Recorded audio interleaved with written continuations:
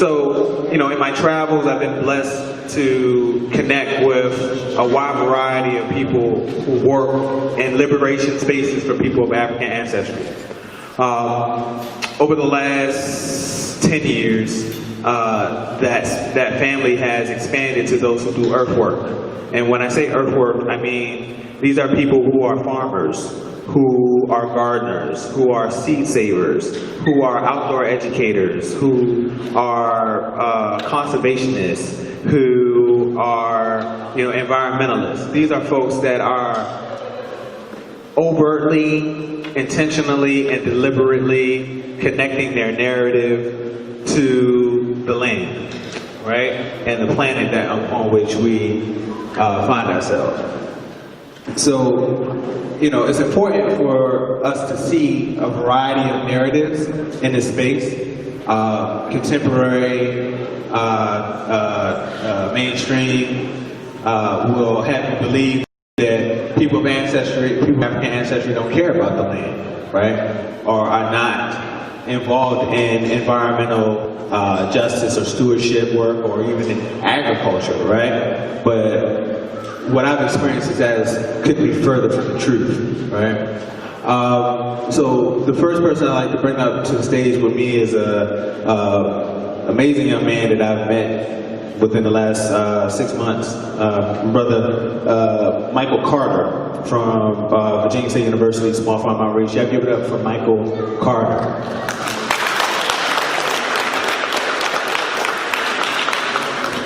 All right.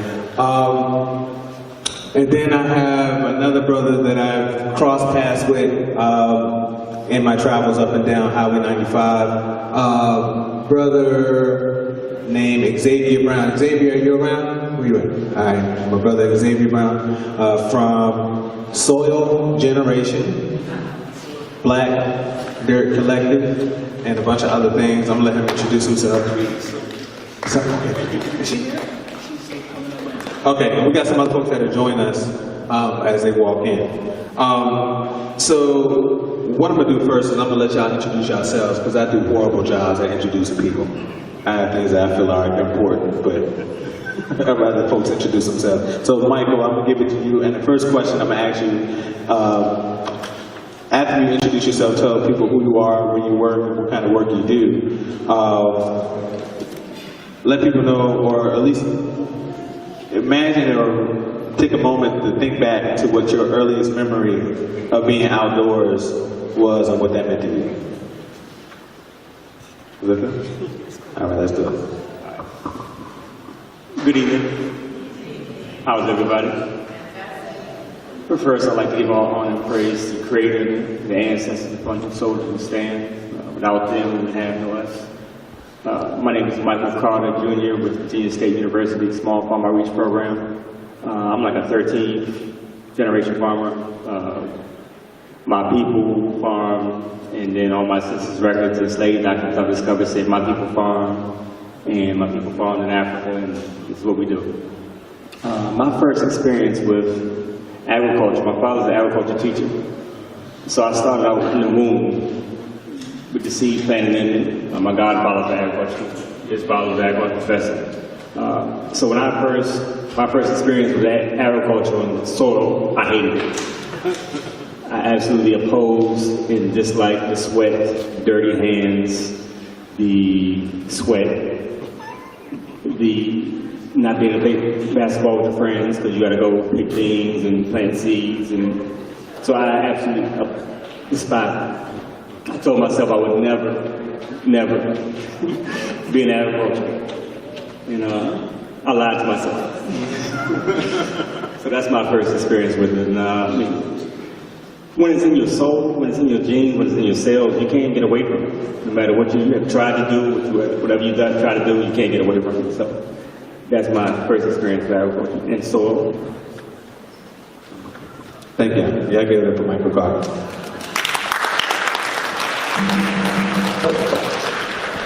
Greetings, everybody. Ron, thanks for having me come down here. My name is Xavier Brown. I'm from DC. I'm part of the Black Dirt Farm Collective. We're some of the creators of Afro-ecology as a concept. I'm also the founder of an organization in DC called Soulful City, and another organization called Southeast.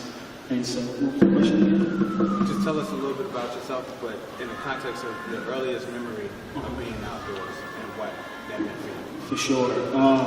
My earliest memories of being outdoors, so I'm from DC. I went to North Carolina A&T. Aggie Park? Yeah, definitely. Aggie Park. I try to keep my bios minimal. I'm from DC, I went to A&T, and I'm a fellow with the Robert Wood Johnson Foundation, and I'm a member of Black Bear Farm Collective.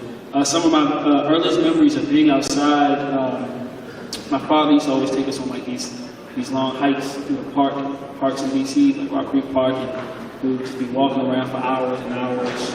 So those are like some of my earliest memories of him taking me out, maybe some of my cousins or some of my friends with the dog, and we just go walking and picking up stuff, finding stuff, just exploring and things of that nature. So my love for the outdoors, my love for nature, my love for like the natural ecology, just the DC, it's always been very rooted in me. And getting back into agriculture later on down the line kind of brought that back up, because the kind of the natural landscape of DC is kind of a city that's built inside of many, parks and forts that were kind of created during the Civil War. And so every part of DC is kind of touching different trees. And, the Anacostia River, Cushing City, the Potomac River's right there, Chesapeake Bay's right there. So those are some of my earliest memories. Give it up for so to spark this conversation, one of the things that I find very important for me, especially for younger folks coming up underneath, is having an understanding as to why agriculture is important, specifically to people of African ancestry. I hate to always start a conversation with slavery, and it's problematic. My earliest experiences with organizing, people would tell me, "Oh, black folks don't want to have nothing to do with the dirt because of slavery," and for me, it never registered that I should not be doing this because of slavery. It was a different experience. I came in it from a liberatory practice, right? So I guess the question that I have for you is, from your interpretation, from your point of view and perspective, what makes agriculture, what makes regeneration important, and why is it important specifically for people of African ancestry? That's a great question, and I don't think we understand our history enough in terms of who we are and what we did. If you go back to our earliest existence on the planet, somewhere in Africa, we were farmers. Agriculture, the first person that's documented in the Bible was a gardener. Adam, he worked a farm. He wasn't a lawyer, he wasn't a banker, he wasn't a president. He worked in the garden.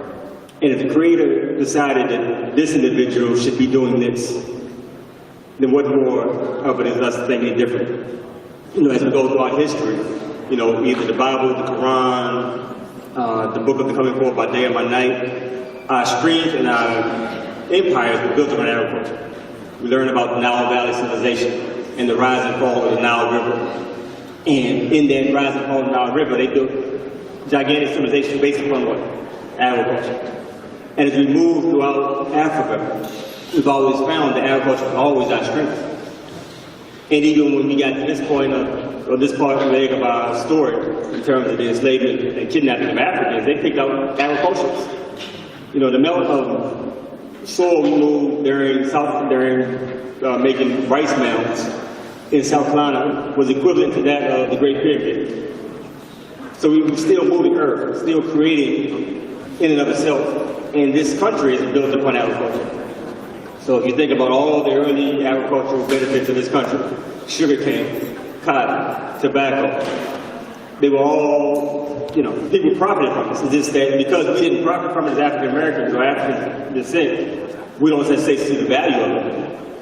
And for this next generation, as we're coming up of age, we're looking at, hemp and marijuana legislation coming up, and we out the game because we don't want to do agriculture.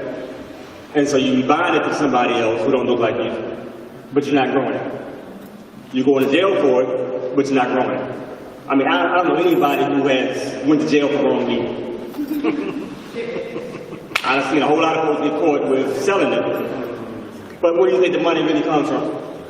Does it come from selling it or from growing it? You know, and now it's legal, who's going to take advantage of that? You know, so we have to really step into space and really make agriculture much more attractive. We don't realize how much, you know, from the rubber on your tires to all the chocolate we consume come from African agriculture. Cotton, all of those things come from African agriculture. So you can't see the value of agriculture. We really don't have eyes to see and don't have really a good understanding of our history and our story in general. That from the beginning of time, we've been growing food. Now we want to get to a point now where we think we're more intelligent, so we don't need to grow food anymore. That's absurd. At this point in time, we need to be growing more and more food now than ever before. And if we don't do it, we're going to find ourselves truly dependent upon other people. That's been our saving grace coming out of enslavement period. What's the first thing our people did was get land and start growing food to be able to support themselves. And we've gotten so dependent upon other cultures that we really have neglected what has kept us alive and thriving in this country since we've been here. Hold on.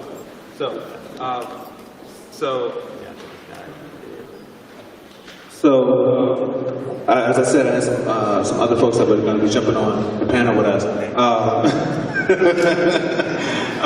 So I want to, make a quick introduction, or at least allow them to introduce yourselves. I have Katrina Baxter here with me from Soilful Generation. And then I also have Brother Stanley Morgan from Black Dirt Collective as well.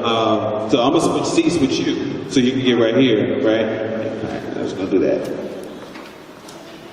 And I'm going to move around a little bit so that we can pass this mic. The introduction question was just tell people who you are, what it is you do, and remember, or at least think about, and then articulate what was your earliest memory, or is your earliest memory of being out of doors, and why it resonated with you. Peace. Good afternoon, everybody. All right, so the question, all right, peace, everybody. My name is Stanley Morgan, as the brother said, from Black Dirt Farm Collective. We are a regional collective of land lovers, farmers, activists, scientists, teachers, all of that. So to answer the question, my earliest memory as a child being outside, it had to be, I remember about 4 years old, being in Pampers at my grandma's house, and being told to go outside, just go outside, have some fun, and get out of grown folks' business. and we found the nearest park to play in. I remember basketball. I remember, just playing around the playground, parks. Yeah. What was the last? Okay. I think it might be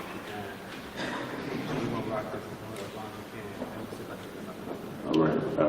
Was that the question? Right? Yeah, that was the question. What was your earliest and why it resonated with you? Being outside. What was it about being outside? Right. So, being out, what resonated with me being outside is just the fact that I don't know. It just felt like I felt free, like I could do anything. Just speak up. Yeah, when I was told to go outside, at first it was just like, without y'all, by myself. But when I was, after being out there and making friends and, just being familiar with the environment and who lives there, it just, it felt free. It felt like, okay. Can you hear me now? All right. So yeah, it felt free. I mean, just being able to, bust it up with the homies and not be in a supervision of my parents or anything at 4. You know what I mean? It just, even though I wasn't really leaving the block, you know what I mean? Just being outside with friends. Yeah. All right, so my name is Katrina Baxter, and I'm here from Philadelphia. This is my partner Stan and my brother Xavier, and all three of us are in Black Dirt Farm Collective. So the three of us are a part of Black Dirt Farm Collective, and we do Afroecology and agroecology encounters, which is farmer-to-farmer training for Black folks and brown folks on the land in Maryland.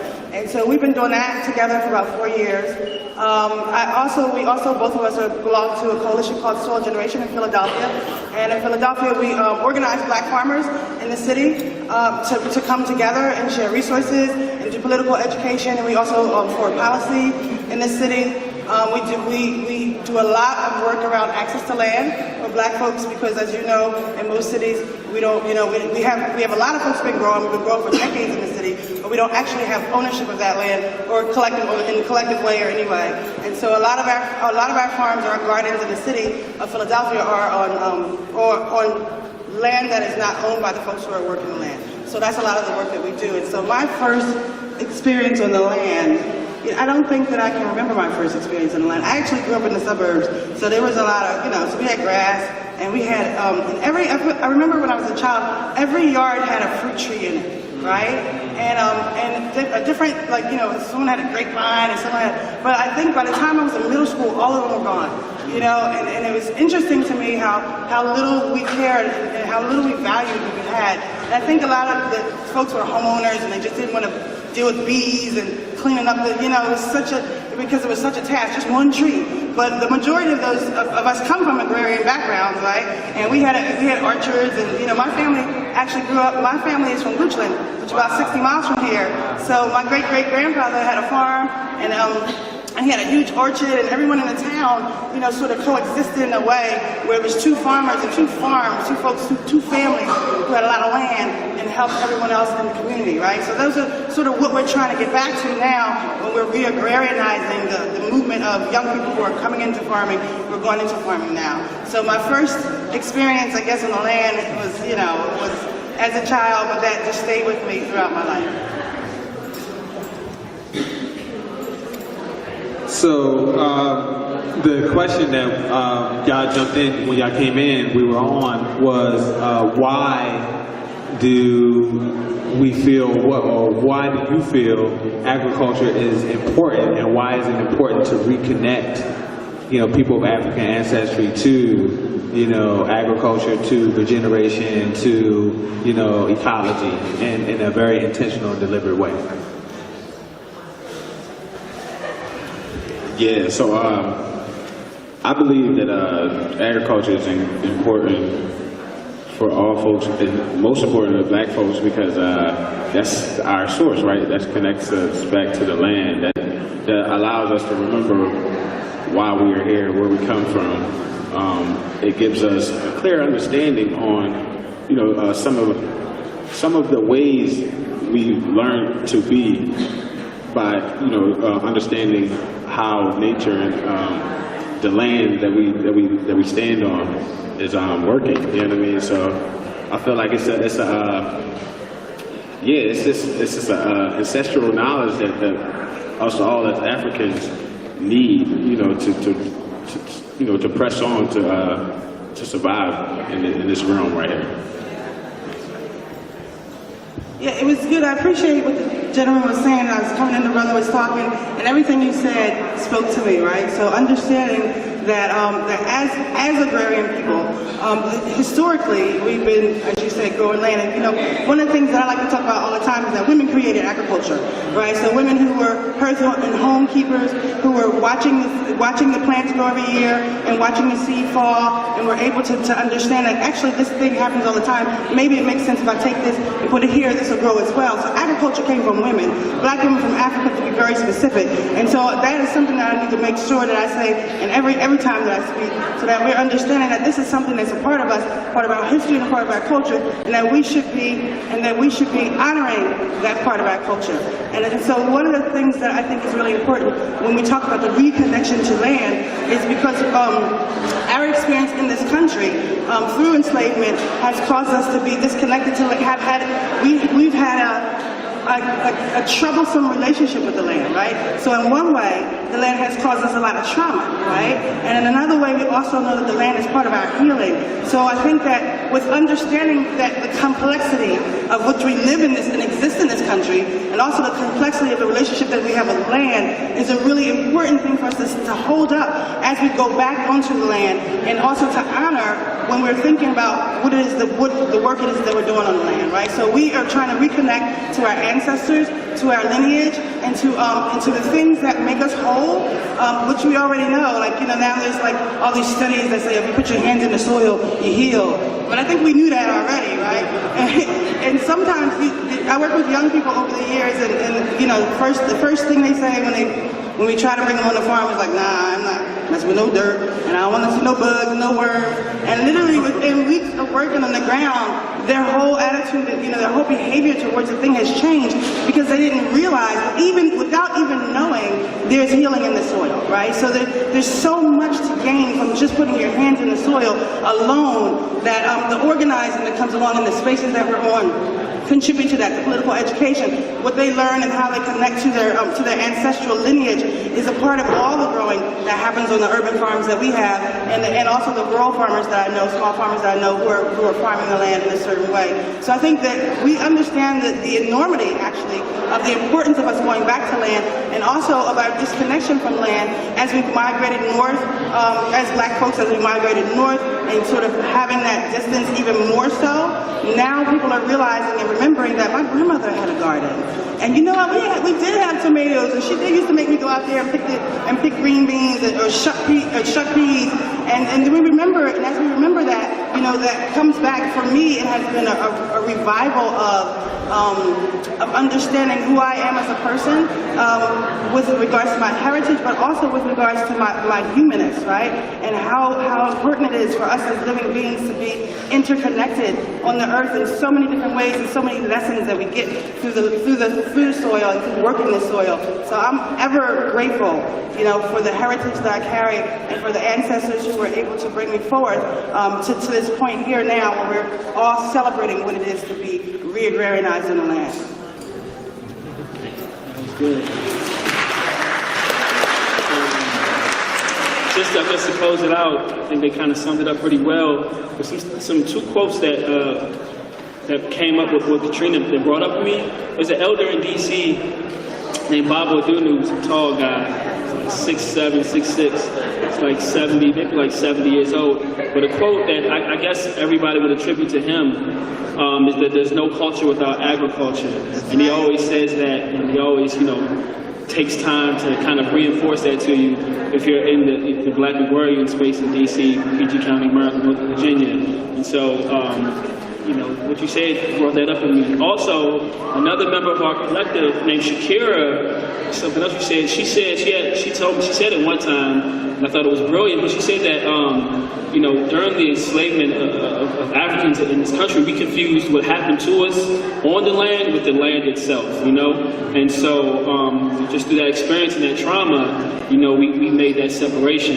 And I think now, like in this kind of current moment that we're in, there's people that are coming back, you know, and building those bridges, and really healing a lot of ancestral traumas that have been, you know, that have happened to us on the land, and our kind of movement and migration away from the land. So it's definitely important. I don't think I can really add too much to what everybody else has said, but there's definitely a movement going on. I think Afroecology and everybody here that works with the land kind of embodies Afroecology, and I think that is a lot of times in history, kind of like what the brother was saying, there's so much history that folks that's never taught to us, and we have to kind of dig ourselves, whether it's with rice, whether it's with architecture, all these people that, you know, there's a book that said, like, the transatlantic slave trade was probably the biggest intellectual and technology transfer that ever happened, right? Because there's so many, we think just people came on the boats, but these are doctors, these are farmers, architects, all types of people came, you know, and they're bringing that knowledge with them. And they're transferring that knowledge and applying it here. And so they're completely shifting and changing the landscape of what we call North America and the Caribbean and all that type of stuff.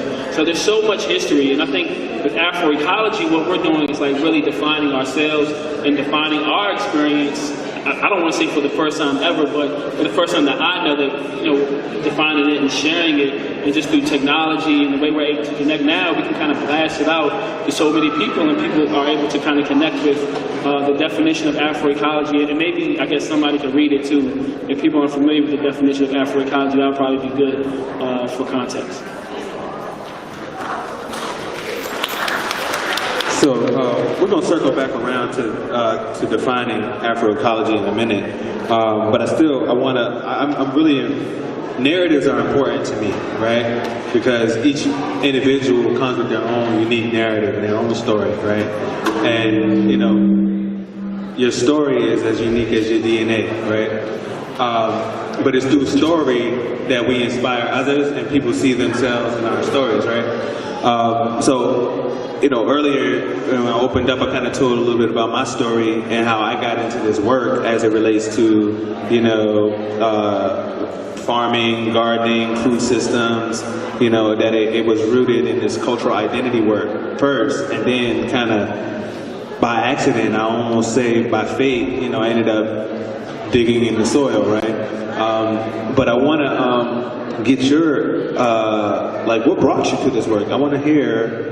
And I think the audience would be blessed to hear what brought you to this space. Like, how did you get into a space of being an agriculturalist or an earth worker? Like, what got you there? Like, what inspired it? Like, who touched you? Who reached out to you? Who put you underneath the wing? Like, what pulled you into that space? Well, I definitely think you know, family plays a big role in it. And again, it's my genetics. But, you know, I can recall my fathers, my uncles, everybody that I knew was agriculturalists. You know, I would say what brought me back home, so back to Virginia, because I was in Ghana, West Africa for 5 years. I came back for a visit last year, and they told me or expressed to me my grandfather did to acquire our land. But a story I'd never heard before. And like many of us, you know, our perceptions of our grandparents are based upon what we see. I only saw him with a liquor bottle and snuff. So he was cussing or drinking at any point, any time I've seen him. Up until his diabetes and his legs cut off, there's a bottle right beside him, all the way until he went.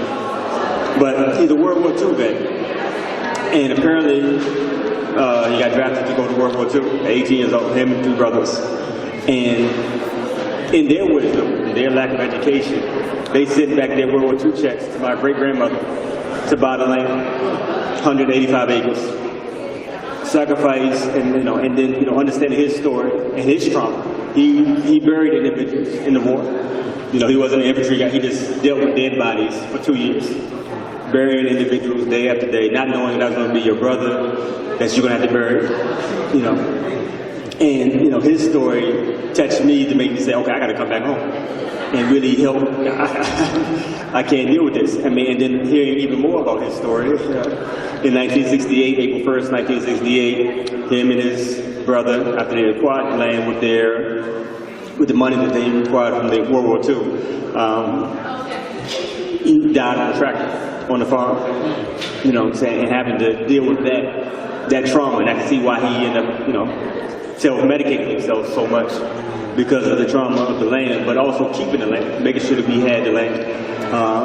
That story there inspired me to come home and make sure that I maintain that legacy, you know, for all that he sacrificed to acquire the land. I don't understand how you in war and you sacrifice your entire paycheck and to make sure that you have something for your family, you know, and that's a tremendous respect I have had toward him and his sacrifice.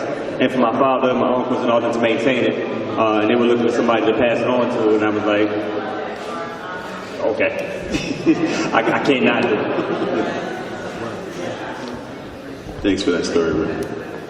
How I found agriculture is a little different. So most of my family that I know of, I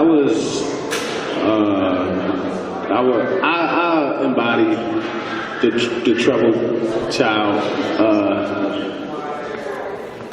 identity. So I was a troubled child for a long time, and I wound up going away in 2012 for some troubles that I did, and coming home, I was eager to change my life and get involved with something a little more relatable than what I was doing, or that I thought I wanted to do.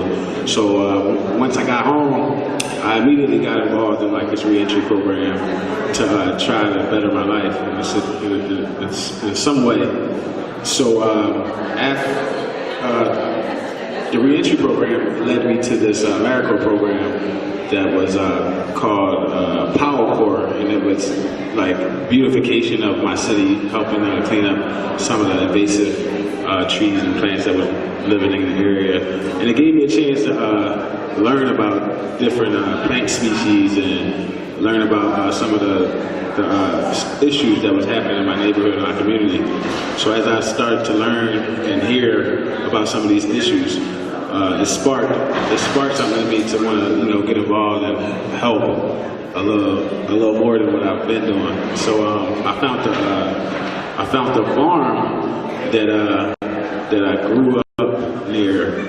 So when I was younger, the farm wasn't there when I was younger, but once I got into the reentry program and started changing my life, I revisited my old neighborhood, and it was like a farm down the street from where I used to grow up at. And that wound up being a farm that I wound up being a fellowship at for 6 months. And then the next 6 months I became the farm manager. And as I was working and learning about the different roles of a farm manager, I was able to meet beautiful people that was sharing with me about my history, my history as a black man, a black person here in America, and how it ties to some of the things that I was doing around agriculture and being this voice and this advocate for my community. So I was all in, and from there I met Black Third, the Soil Generation, and just more folks that were of a like mind that also wanted to support me and me to support them in changing this. Thank you.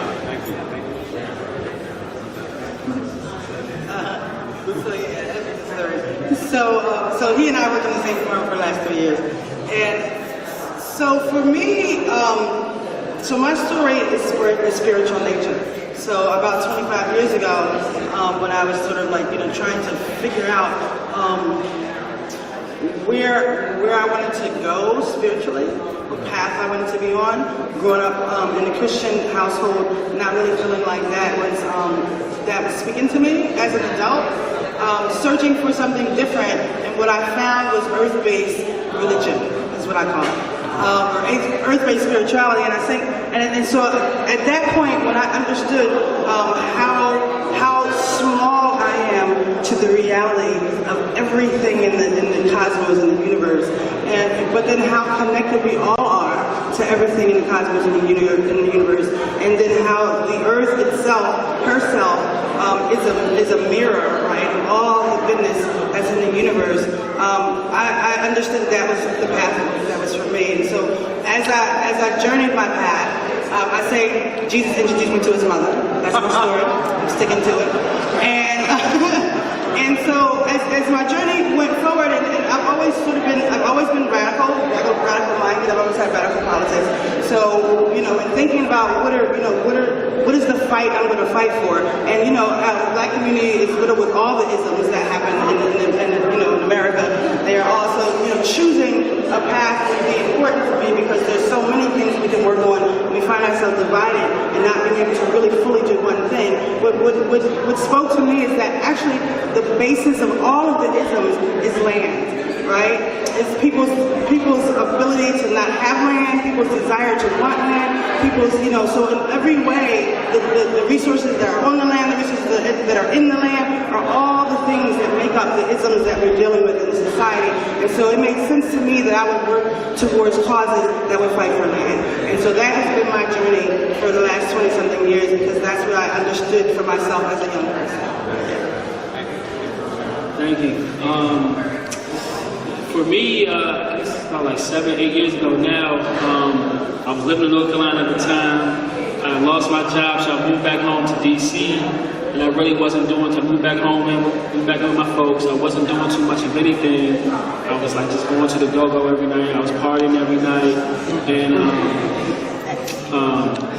one day, my dad, he woke me up early in the morning on it's like a Saturday morning. I had a hangover. I went out the night before. He was like, man, come with me to plant these trees. I was like, all right, let's do it. I'm a roll with it. So we went to plant these trees with this organization in DC called Casey Trees. And all they do is plant trees around the city, reforest, kind of, reforest the city. And so kind of through that process, he and I was like the only black dudes there. It's all white people there. This is like the time I just started to realize that like DC was really changing, because when I was growing up in DC, it was called Chocolate City. So, he had already recognized it, but for me, I wasn't really conscious of because I was still moving and growing, doing my thing. But that really kind of brought it to me. It's like, dang, we were in Northeast DC planting trees, and it was like, me and him, 2 black guys. So it really kind of brought up some emotions in me. And simultaneously around that time, one of my friends was starting an organization called the Green Scheme, a nonprofit that still exists. And he was asking me, he's like, man, come and, start this with me, and I didn't have a job, I wasn't doing anything, so I was like, let's do it. And, that happened. I ended up taking DC Master Gardening class, just like trying to, and then I would say, like, it kind of got into me. I didn't really get into farming, it got into me. And then I just started kind of following that spirit, and I just started meeting. I met Trina along the way, I think at like a Seed Keepers Collective. I met Stan at Agroecology Encounter, and I just started meeting other people, like so many other people, and it really just was like, it was beautiful, you know what I mean? Because it really it was like the first time I felt like I was like a part of something that was like bigger than myself. It was, positive, it was like for me, and it's probably like that, like I was able to go and I used to do a whole bunch of gardens in different parts of DC, places where nobody would even go to, but like, it was almost like a free pass to go to different neighborhoods, and because you're doing something positive, nobody's like secular, that's a dude who gardens with my son. They might be like hustling or something, but this dude like gardens with my son, so he's a good dude, so we were like, so it was kind of that type of spirit, and I was just like rolling with that spirit. So that's pretty much it, just to keep it short, and I just been like pretty much riding that same, just following that spirit, that energy to this day, what I'm saying? I guess probably everybody else is doing the same thing, probably, what I'm saying? So. Yeah, thank y'all for sharing. You brought up Baba Aduno. So, Baba Aduno is a legend. So, Aduno Tariq is a Garveyite, right? And in 2003, when I started Happily Natural Day, I joined the UNIA, ACL, the Gabriel Prosser Division here in Richmond, Virginia. I was joined, an elder took me under the wing, and one of the things we would go to DC, right? This is the closest, like that's where headquarters or where the seat of all the real activity was happening, closest to us anyway. So. I remember when I met Aduno, and his first, his conversation with me about 4-H and, starting gardens, and this is like this dude that played basketball. He was like, but his claim to fame is like, letting people know how important it is to grow plants, and he's a towering figure. Like, you look up to him, like, in a literal sense as well as like a energy sense, right? So I never forget him like telling me like, yo, yeah, there's no culture without agriculture. And then what's amazing about that is like I go other places and people have met Baba Oduna, right? I went to Atlanta and the brothers in Atlanta was like Baba Oduna. I was like, yo, went to Harlem and the brothers in Harlem was like Baba Oduna. I was like, yo, this is he's like 70-something years old, but I mean, everybody that I met had a Baba Oduna story. So I just think that's deep, and it's interesting how that weaves, how this intergenerational conversation is woven, through this dialogue. Building on that, I kind of feel like our work, or the work of regeneration, the work of earthwork, of working the earth and working with soil, is synonymous with like institution building, right? Because in a way, we're building we build new realities, every season when we plant or when we carve out a new garden or a new farm or we plant a new tree. It's like we're building a new reality. So I wanted to ask, how do you see, your work in the context of building like alternative institutions, right? I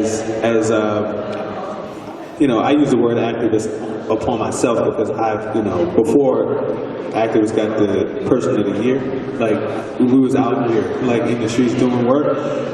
So I hold that like, yeah, we really do that work, but it's not in the same context as like I'm just gonna protest problems, right? Not to dissuade anyone from protesting problems, but there's an additional layer which I consider to be the building of the reality against the building of a new reality that exists separate and apart from the reality in which you protest, right? So how do you interpret, your work through the lens of institution building? Is the question, right? And I'm springing this on you, Michael, because I knew that, man, you should have told me this before. But I really want to kind of frame, this work of, farming and agrarianism and agronomy and horticulture, in the context, firmly in the context of self-determination. And I think you can't talk about self-determination if you're not talking about building institutions.